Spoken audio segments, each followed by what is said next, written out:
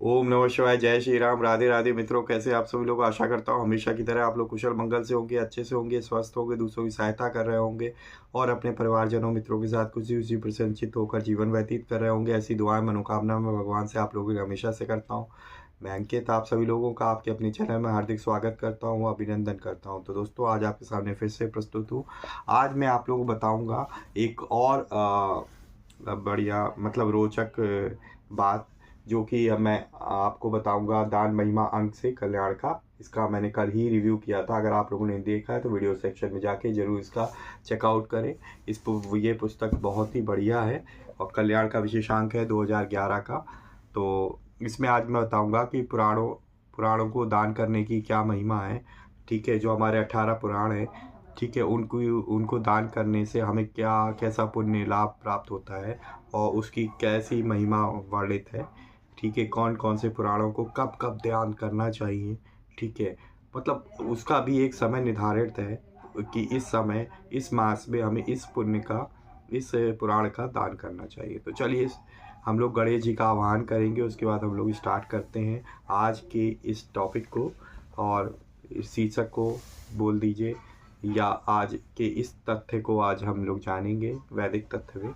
तो चलिए सर्वप्रथम हम गणेश जी का आवाहन करते हैं, उसके बाद हम लोग स्टार्ट करेंगे। वक्रतुंड महाकाय सूर्यकोटि समप्रभा निर्विघ्नं कुरु मे देव सर्वकार्येषु सर्वदा। जय श्री गणपति बप्पा मोरया। तुमेव माता च पिता तुमेव बंधु च सखा तुमेव विद्या द्रविड़ं तुमेव सर्वं मम देव देवो। जय श्री गणपति बप्पा मोरया। चलिए शुरू करते हैं। तो दोस्तों, दान महिमा अंक में ये प्रश्न संख्या 338 पे पुराण ग्रंथों की दान की महिमा का यहाँ पे ये शीर्ष टाइटल है और ये पूरा तथ्य यहाँ पे दिया हुआ है। लेख श्री दशरथ जी दीक्षित हैं, जो एमए हैं, उनका ये लेख है। तो चलिए इसको मन लगाकर ध्यान लगाकर सुनिए, मैं आपको सुनाता हूँ। सर्वेषामेव दानानां ब्रह्मदानम विशिष्यते, अर्थात सभी दानों में ब्रह्मदान, विद्यादान, वेदादि सदग्रंथों का दान विशेष महत्व का है। स्मृतिकार यम का कहना है कि सद ग्रंथों के दान से समस्त पृथ्वी के दान का फल प्राप्त हो जाता है। यतः सद ग्रंथों में सदाचार, ज्ञान, भक्ति, उपासना, लोक व्यवहार और सभी बातों का समावेश रहता है, जिनकी जानकारी आत्म कल्याण के लिए होना आवश्यक है।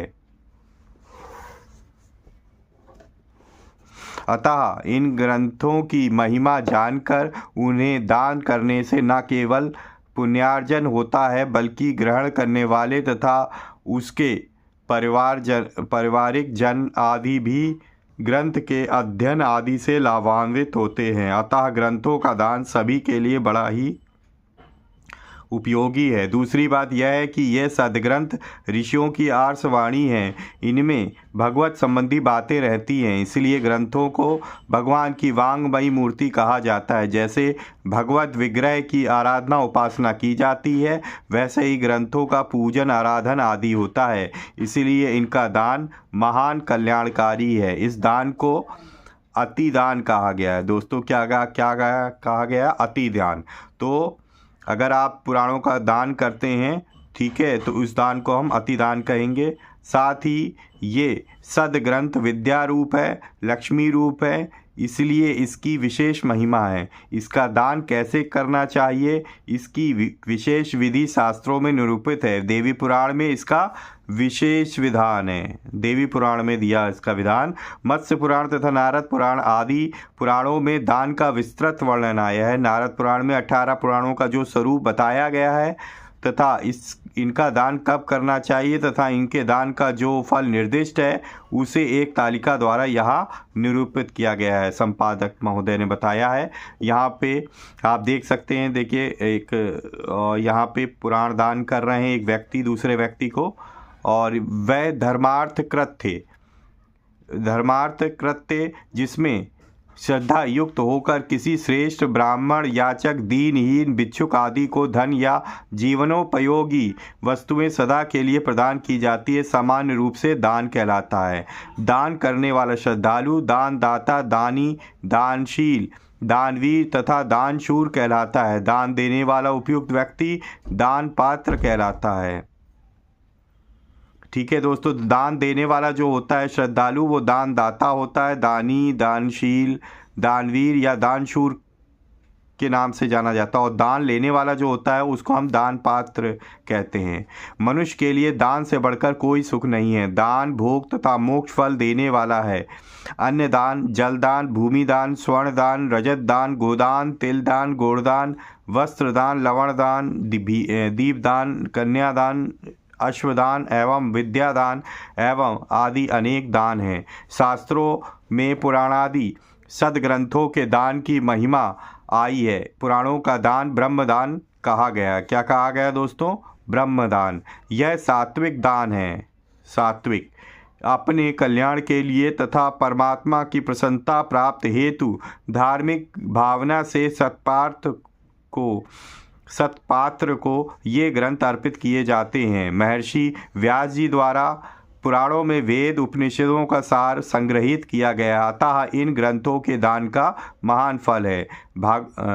भागवतादि पवित्र ग्रंथों को सुंदर पवित्र वस्त्र आदि से वेष्टित कर, अलंकृत कर, सिंहासन के ऊपर विराजमान कर उनकी पूजा कर पूजित ब्राह्मण देवता को देना चाहिए। वेदाभ्यासी, स्वाध्यायी, तपस्वी, जितेंद्रिय, क्षोत्रिय, कुलीन, कर्मनिष्ठ, ईश्वर भक्त, ज्ञान पिपासु, विनयी, ज्ञानी एवं संतुष्ट ब्राह्मण ग्रंथ दान के सुपात्र होते हैं। दान के रूप में अर्पित किए जाने वाले पुराण ग्रंथ को दानदाता स्वयं पढ़कर, सुनकर, सुनाकर, लिखकर अथवा लिखवाकर शास्त्रों द्वारा सुनिश्चित समय पर श्रद्धा भक्ति से ओतप्रोत हो शुद्ध हृदय से सुपात्र को आदरपूर्वक दान देने से भोग मोक्ष प्राप्त होता है। पुराण ग्रंथों से संबंधित दान विवरण जो नारद पुराण में उपलब्ध है वह सारणीबद्ध रूप में यहाँ प्रस्तुत है। दोस्तों ये जो यहाँ पे लिया गया है वो नारद पुराण से लिया गया है। तो यहाँ पे आप लोग देख सकते हो पुराण ग्रंथों का दान है। ये देखिए यहाँ पे नारद पुराण का दान कर रहे हैं, यहाँ पे मार्कंडेय पुराण का दान कर रहे हैं, यहाँ पे कूर्म पुराण का दान हो रहा है, यहाँ पे गरुड़ पुराण का दान हो रहा है, यहाँ भविष्य पुराण का दान किया जा रहा है, यहाँ पे वाराह पुराण का दान किया जा रहा है और यहाँ पे अग्नि पुराण का दान किया जा रहा है, यहाँ पे स्कंद पुराण का दान किया जा रहा है, यहाँ पे दोस्तों पद्म पुराण का दान किया जा रहा है। अच्छा, यहाँ पे भी आप देख सकते हैं, यहाँ पे भी अभी हम बात करेंगे तालिका की। जो मनुष्य पुराणों का पूजन एकाग्रचित होकर दान करता है वह आयु, आरोग्य, स्वर्ग और मोक्ष को प्राप्त कर लेता है। प्राचीन काल में पुराणों का दान लिखकर या लिखवाकर ही किया जाता था। उस काल में आज के समान मुद्रालय नहीं थे। वर्तमान में मुद्रालयों की प्रचुरता है। पुराणादि ग्रंथ मुद्रालयों में प्रकाशित होते हैं, अतः दानदाता धर्म प्रेमी को ग्रंथों को दुकानों से क्रय करके उनकी महिमा को समझते हुए पुनीत उद्देश्य से योग्यतम वेदवेत्ता, पवित्रात्मा, धर्मात्मा ब्राह्मण को श्रद्धा भक्ति से दान करना चाहिए।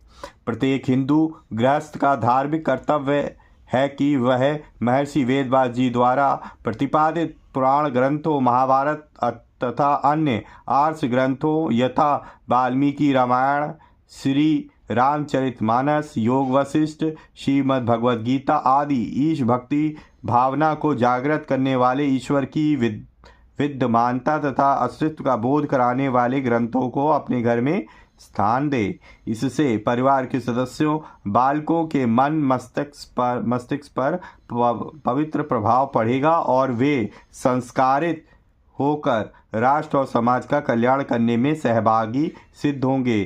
कृष्णं नारायणं वंदे वज्रप्रियं, कृष्णं द्वैपायनं वंदे प्रथासुतम।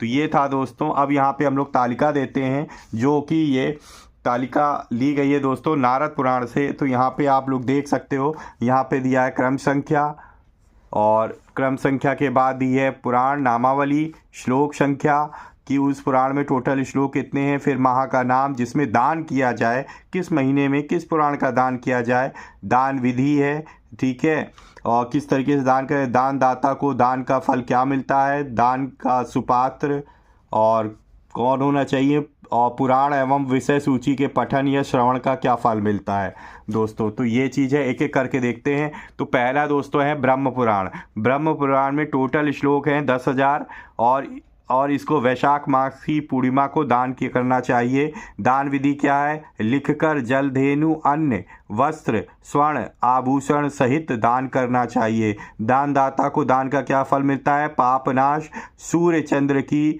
शाश्वत तक ब्रह्म लोकवास मिलता है। दान का सुपात्र कौन है, पौराणिक सदाचारी ब्राह्मण है दान का सुपात्र। अच्छा, अब इसके श्रवण का फल क्या मिलता है, पाठक एवं श्रोता को संपूर्ण पुराण के पाठ एवं श्रवण का फल मिलता है। दूसरा है दोस्तों पद्म पुराण। अब पद्म पुराण में दोस्तों 55,000 श्लोक हैं और इसको ज्येष्ठ मास की पूर्णिमा को दान देना चाहिए। और दान की विधि क्या है कि लिखवाकर स्वर्णमय कमल के साथ सत्कार पूर्वक दान करना चाहिए। पापनाश, भोग, मोक्ष प्राप्ति संपूर्ण देवताओं से वंदित वैष्णव धाम को जाता है, ये फल मिलता है दोस्तों। और सुपात्र कौन होता है दान का, पुराणज्ञ, योगनिष्ठ धर्मात्मा या श्रेष्ठ द्विज, समूचे पुराण के पठन एवं श्रवण का फल मिलता है। फिर है दोस्तों विष्णु पुराण। विष्णु पुराण में टोटल 23,000 श्लोक हैं और इसको आषाढ़ मास की पूर्णिमा को दान देना चाहिए। इसको लिखकर या लिखवाकर घृतमयी धेनु के साथ श्रद्धा पूर्वक दान करना चाहिए। सूर्य के तुल्य तेजस्वी विमान में बैठकर वैकुंठ धाम निवास करता है, ये फल मिलता है दोस्तों। और दान का सुपात्र कौन होता है विष्णु पुराण का, पुराणार्थ वेत्ता विष्णु भक्त ब्राह्मण। और इसमें जो है पुराण एवं विषय सूची के पठन श्रवण का फल, संपूर्ण पुराण के पाठ एवं श्रवण का फल मिलता है। वायु पुराण।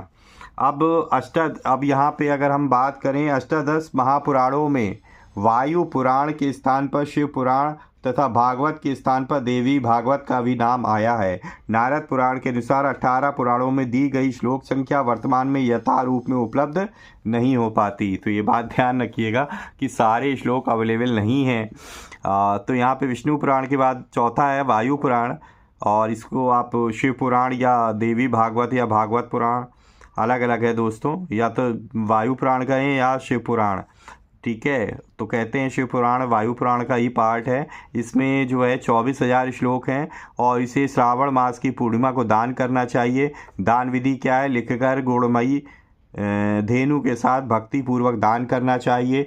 दान दाता को दान का क्या फल मिलता है, 14 इंद्रों के राज्यकाल तक रुद्रलोक में सुखोपभोग मिलता है। और दान का सुपात्र कौन होता है दोस्तों, शिव भक्त कुटुंबी ब्राह्मण, भक्ति पूर्वक सुनने वाला साक्षात रुद्र है। पांचवा पुराण है श्रीमद् भागवत पुराण, जिसे जो है ना देवी भागवत भी आप बोल सकते हो। इसमें टोटल श्लोक की संख्या 18,000 है, लिखे हैं दोस्तों। तो इस कलयुग में सारे अवेलेबल नहीं हैं दोस्तों। और इसको भाद्रपद मास की पूर्णिमा को दान देना चाहिए। और इसका दान विधि क्या है, स्वर्ण सिंहासन के साथ श्रद्धा भक्तिपूर्ण हृदय से दान करना। और दानदाता को फल क्या मिलता है, भोग, मोक्ष एवं भगवत भक्ति की प्राप्ति होती है दोस्तों। और यहाँ पे भगवत भक्त ब्राह्मण जो है इसका सुपात्र है और समस्त पुराण के श्रवण पठन का सर्वोत्तम फल मिलता है। फिर दोस्तों छठवां पुराण है नारद पुराण और ये नारद पुराण में ही वर्णित है ये लेख जो कि लेखक ने लिया है वहाँ से। और इसमें नारद पुराण में टोटल 25,000 श्लोक हैं और इसको आश्विन मास की पूर्णिमा को दान देना चाहिए। और दान विधि क्या है, 7 धेनुओं के साथ दान करना चाहिए। दानदाता को मोक्ष प्राप्ति ब्रह्मलोक की प्राप्ति होती है। और दान का सुपात्र कौन होता है, श्रेष्ठ धर्मात्मा संतुष्ट ब्राह्मण, स्वर्गलोक की प्राप्ति होती है। 7वां जो है पुराण वो है मार्कंडेय पुराण, जिसमें 9,000 श्लोक हैं और इसे कार्तिक मास की पूर्णिमा को दान करना चाहिए। और इसकी विधि क्या है दान करने की, लिखकर हाथी की स्वर्णमयी प्रतिमा के साथ दान करना। और दानदाता को दान का फल क्या मिलता है, ब्रह्म पद की प्राप्ति होती है। और दान का सुपात्र कौन है, दुर्गा भक्त जितेंद्रिय ब्राह्मण, और इसमें मनोवांछित फल प्राप्त होता है। 8वां जो पुराण है दोस्तों वो है अग्नि पुराण, और इसमें 15,000 श्लोक हैं। और ये मार्गशीर्ष मास की पूर्णिमा को दान करना चाहिए। इसकी विधि क्या है, दान की विधि, लिखकर स्वर्णमय कमल एवं तिल धेनु के साथ देना चाहिए दोस्तों। और फिर यहाँ पे दान का फल क्या मिलता है, स्वर्गलोक में प्रतिष्ठा मिलती है। दान का सुपात्र कौन होता है, पौराणिक ब्राह्मण, और ईलोक और परलोक में मोक्ष प्राप्ति होती है। 9वां पुराण है दोस्तों वो है भविष्य पुराण। भविष्य पुराण में 14,000 श्लोक हैं, और इसको पौष मास की पूर्णिमा को दान करना चाहिए। दान की विधि क्या है, लिखकर गुड़ धेनु के साथ स्वर्ण वस्त्र माला आभूषण धूप दीप से पूजन कर दान करना। और दान का फल क्या मिलता है, सर्व सिद्धि प्रदायक भयंकर पातकों से मुक्त होकर ब्रह्मलोक को जाता है। और दान का सुपात्र कौन है, पुराण वेत्ता ब्राह्मण, और इससे भोग एवं मोक्ष की प्राप्ति होती है। 10वां जो है पुराण दोस्तों वो ब्रह्म वैवर्त पुराण है, जिसमें टोटल 18,000 श्लोक हैं। और इसे माघ मास की पूर्णिमा को दान करना चाहिए। इसकी दान विधि क्या है, लिखकर प्रत्यक्ष धेनु के साथ दान करना। और फल क्या मिलता है दोस्तों, संसार सागर से मुक्ति। और दान का सुपात्र कौन होता है, क्षत्रिय कुलीन ईश्वर भक्त श्रेष्ठ ब्राह्मण, भगवान श्री कृष्ण की कृपा से अभीष्ट फल की प्राप्ति होती है। 11वां पुराण है दोस्तों वो है लिंग पुराण, और जिसमें टोटल श्लोक है 11,000। और इसको फाल्गुन मास की पूर्णिमा को दान करना चाहिए। दान की विधि क्या है, लिखकर तिल धेनु के साथ दान करना चाहिए। और दानदाता को क्या फल मिलता है, दान देने का, पाप नाश, उत्तम भोग, मोक्ष की प्राप्ति तथा शिवलोक एवं विष्णु लोक की प्राप्ति होती है। और दान का सुपात्र कौन होता है, तपस्वी जितेंद्रिय शिव भक्त वेद व्यासी ब्राह्मण। और जो दान लेता है, जो इसको पढ़ता है, उसको शिवलोक एवं शिव भक्ति की प्राप्ति होती है। 12वां दोस्तों पुराण है वो वाराह पुराण है। वाराह पुराण में 24,000 श्लोक हैं, और इसको चैत्र मास की पूर्णिमा को दान करना चाहिए। दान करने की विधि क्या है, लिखकर सोने की गरुड़ की प्रतिभा बनवाकर तिल धेनु के साथ भक्ति पूर्वक पूजन दान करना चाहिए। और यहाँ पे दान देने वाले को फल क्या मिलता है, देवताओं और महर्षियों से वंदित होकर भगवान विष्णु के धाम को प्राप्त करता है। और दान का सुपात्र कौन है, संतुष्ट विनयी ज्ञानी शांत विष्णु भक्त ब्राह्मण। और इसको पढ़ने से भगवान विष्णु की भक्ति की प्राप्ति होती है। फिर दोस्तों हमारे पास यहाँ पे 13वां जो पुराण है दोस्तों वो है स्कंद पुराण।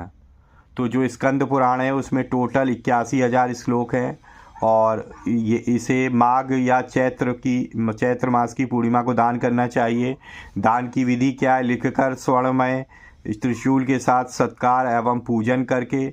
और दानदाता को क्या फल मिलता है, भगवान शिव के लोक में आनंद का अधिकारी होता है। और दान का सुपात्र कौन होता है, शिव भक्त ब्राह्मण। और पुराण और इसके पढ़ने से भगवान शिव की कृपा प्राप्त होती है। 14वां पुराण है दोस्तों वह है वामन पुराण, जिसमें 10,000 श्लोक हैं। और इसे शरद पूर्णिमा विशुभ संक्रांति के दिन दान करना चाहिए। दान विधि है, लिखकर घृत धेनु के साथ दान करना चाहिए। दानदाता को क्या फल मिलता है, दाता के पितरों को स्वर्ग तथा दाता को भगवान विष्णु के परम पद की प्राप्ति होती है। दान का सुपात्र कौन होता है, वेद वेत्ता ब्राह्मण। और पढ़ने वाले को, पाठक एवं श्रवणकर्ता दोनों को संपूर्ण फल की प्राप्ति होती है। 15वां पुराण है दोस्तों कूर्म पुराण, जिसमें टोटल 17,000 श्लोक हैं। और इसे नयनारंभ के दिन दान करना चाहिए। दान करने की विधि, लिखकर सोने की कच्छप की प्रतिमा के साथ दान करना चाहिए। दानदाता को क्या फल मिलता है, धर्म अर्थ काम मोक्ष चारों फलों की प्राप्ति होती है। लोभहीन उत्तम सदाचारी ब्राह्मण इसका दान का सुपात्र होता है। स्वेच्छा अनुसार भोगों को भोग कर विष्णु लोक का वासी हो जाता है। 16वां जो पुराण है दोस्तों वो है मत्स्य पुराण, जिसमें टोटल 14,000 श्लोक हैं और इसको विषुव योग, जब दिन रात समान हो तब दान करना चाहिए। दान की विधि क्या है? लिखकर सुवर्ण के मत्स्य और गौ के साथ दान करना चाहिए। दान दाता को क्या फल मिलता है? भगवान विष्णु के परम धाम की प्राप्ति होती है। दान का पात्र कौन होता है? जितेंद्रिय, उत्तम, ब्रह्मज्ञानी, वेदाभ्यासी ब्राह्मण होना चाहिए। और पठन पाठन करने वाला आयुष्मान, पुत्रवान, धनवान होता है। 17वां पुराण है दोस्तों गरुड़ पुराण। गरुड़ पुराण में टोटल 19,000 श्लोक हैं और इसे चैत्र मास की पूर्णिमा को दान करना चाहिए। दान की विधि क्या है? लिखकर 2 स्वर्णमयी हंस के प्रतिमा के समान दान करना चाहिए। दानदाता को स्वर्ग लोक की प्राप्ति होती है। दान का सुपात्र होना चाहिए सुयोग्य, कुलीन और कुटुंबी ब्राह्मण। और पठन पाठन करने वाला भोग और मोक्ष की प्राप्ति होती है उसे। 18वां और लास्ट जो पुराण है दोस्तों ब्रह्मांड पुराण है, जिसमें 12,000 श्लोक है। और ब्रह्मांड पुराण को वैशाख पूर्णिमा विषुव योग में दान करना चाहिए। दान की विधि क्या है? लिखकर सोने के सिंहासन पर रख वस्त्र से आच्छादित करके पूजन आदि के साथ दान करना चाहिए। दान दाता को ब्रह्मलोक की प्राप्ति होती है। दान का सुपात्र कौन होता है? स्वाध्याय प्रेमी, विनयी, संतुष्ट, सदाचारी ब्राह्मण होना चाहिए। और पठन पाठन करने वाले को संपूर्ण पुराण के पठन एवं श्रवण का फल मिलता है। तो ये हमारे पास दोस्तों जो कि नारद पुराण में वर्णित था, ठीक है, दान की महिमा, पुराणों के दानों की महिमा, वो मैंने इस लेख के द्वारा जो कि श्री दशरथ जी दीक्षित जी ने बताई हुई है इस दान महिमा अंक में, वो मैंने आपको कह सुनाया। तो एक बार प्रेम से बोलिए दोस्तों, सियावर रामचंद्र की जय। ये था दोस्तों पुराणों के दान की महिमा, जिसका वर्णन नारद पुराण में मिलता है और मेरे पास दान महिमा अंक अवेलेबल है। तो इसी के इसमें वहाँ से ही लेख लिया गया है, जो कि पंडित दशरथ जी ने यहाँ पे लेख लिखा हुआ है। तो इसमें जहाँ भी पुराणों से, ग्रंथों से, वेद से जहाँ भी दान की महिमा है, सबका संकलन किया गया है। तो ये बहुत ही अच्छा है, गीता प्रेस ने काम किया हुआ है कि हम लोग को रिसर्च करने की ज़रूरत नहीं है। ऑलरेडी उन्होंने रिसर्च करके एक कंप्लीट ग्रंथ बना दिया इसका, उसमें हम लोग एक साथ देख सकते हैं। ठीक है दोस्तों, तो आप लोगों को वीडियो कैसी लगी प्लीज़ अपनी राय कमेंट बॉक्स में ज़रूर लिखें और ज़्यादा से ज़्यादा अपने परिजनों मित्रों के साथ शेयर करें, ताकि वो भी जान सकें कि कौन से महीने में कौन से पुराण का दान करने से क्या फल की प्राप्ति होती है। ठीक है दोस्तों, अगर आप पहली बार मेरे चैनल पे आए हैं और इस तरीके की वीडियो देखना आपको पसंद है, तो इसी तरह की कंटेंट मैं आपके अपने चैनल पे लाता रहता हूं। तो आप जो है चैनल को सब्सक्राइब कर लीजिए और बेल आइकन को ज़रूर प्रेस करिए, ताकि लेटेस्ट से लेटेस्ट वीडियो इन्फॉर्मेशन आपको तुरंत ही मिल सके। तो इसी तरीके से भगवान की भक्ति करते रहिए, अपने परिवारजनों मित्रों के साथ खुशी खुशी प्रसन्नचित होकर जीवन व्यतीत करिए। और हाँ, हमेशा की तरह किसी न किसी एक पर्सन की हेल्प करने की ज़रूर कोशिश करिए। मिलेंगे नेक्स्ट वीडियो में, तब तक के लिए जय श्री राम, राधे राधे मित्रों।